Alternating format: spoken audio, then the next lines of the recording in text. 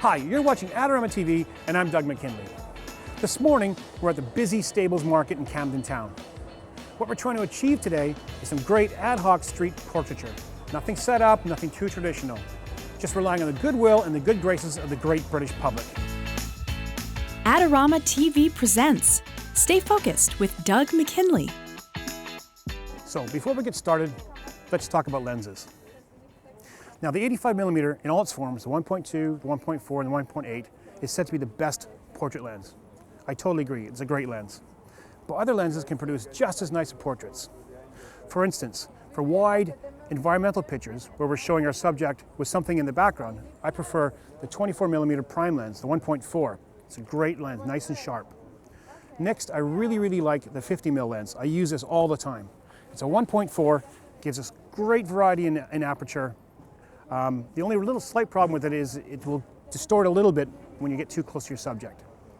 And finally, the 70 to 200mm zoom lens. It's a big lens, heavy, but it does the job. It gives you nice, dense pictures, and at 2.8, it still gives us that nice background blur. So let's get started. We'll find some open shade and get shooting. So our goal today is to get some really great alfresco portraits. And that means checking the light to make sure we can get enough shutter speed to avoid camera shake. Next, I would set my meter at spot meter to get a truer reading.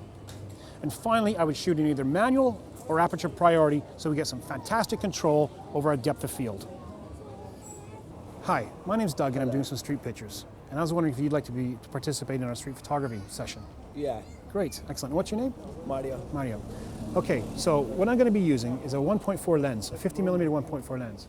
Now we know with a wide aperture we're going to lose a lot of depth of field, so we got to be really accurate on our focus. Also, you need to connect with your subject. So Mario, I'm going to get you to take a few steps back against that wall back there, and just turn me down. Turn your body a little bit. You don't relax a little bit. There, hang on. That's it. There you go. That's it. I'm going to be looking at me. That's it. Perfect. And looking a little more at me. Okay, we're getting there.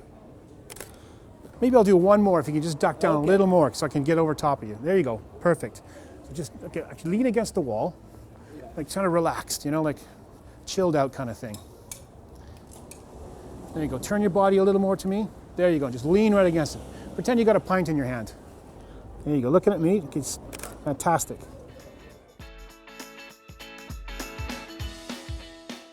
Okay, now this is a really good example of how not to get street portraiture. All the heads are lined up and it looks like a school photograph. So we want to try and avoid this look as much as possible. What I'd rather do is rearrange your bodies a little bit. So Laura, I'm going to get you to sort of get a little closer and then maybe between the boys there and then turn to me a little bit and duck down a little bit. And you guys can get in nice and tight. There you go. We also have to think about our depth here with more than two people. We need a little more depth of field, so shutting the aperture down a little bit. Perfect. Thanks very much, guys. Don't forget to check out Adorama's latest contest where you could win some amazing prizes. In the studio, we've got more control and more time over our images. Not so in the street. We've got limited time because our subjects are volunteers. But that doesn't mean that we have to give up on good composition. So let's go through a few of the rules we should look at. First, amputation. Try not to crop your subjects off at the wrists, elbows, or knees. It just looks like someone's lost a limb. Also, try to avoid shooting from below. No one wants to see the inside of a nose. An elevated position gives a much more aesthetically pleasing image. Watch for slouching or bending over. Keep them nice and tight and keep their shoulders back. And chins. No one wants to see a double chin, so slightly elevate the chin a little bit.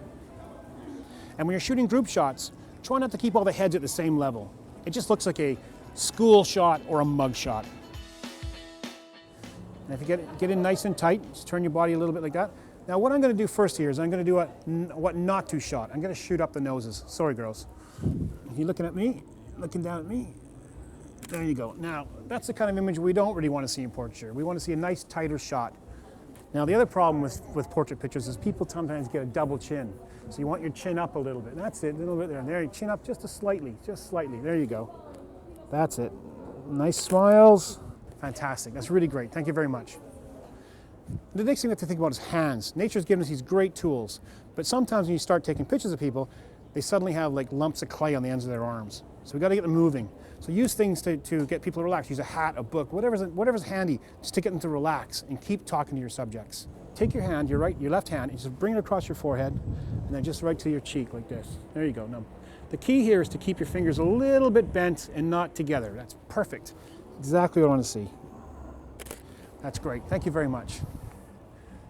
Earlier we were talking about shooting from a low angle as an unflattering composition. Ideally what we want to do is shoot from a little bit of an elevated position. So I've got Orlando here to help us out. He's going to sit on my bench and I'm going to be over top of him getting that shot that I'm looking for. So Orlando, I'm going to get you to take your right leg, cross it over and turn your whole body toward the wall. Get your left leg scooch right into the bench. That's it. Left hand on top of your right hand, like that, and looking at me.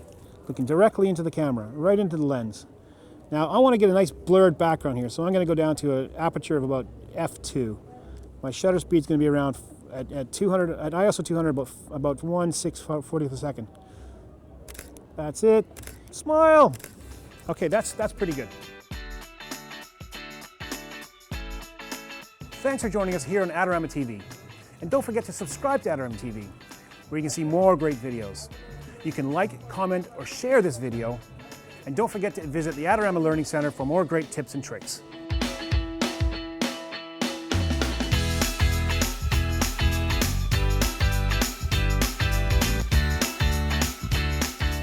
Do you want great looking prints at low cost? Be sure to visit our easy-to-use online printing service. Adorama Pix has professionals who treat your images with the utmost care that you can count on. For a quick turnaround on photos, cards, or albums, use AdoramaPix.com.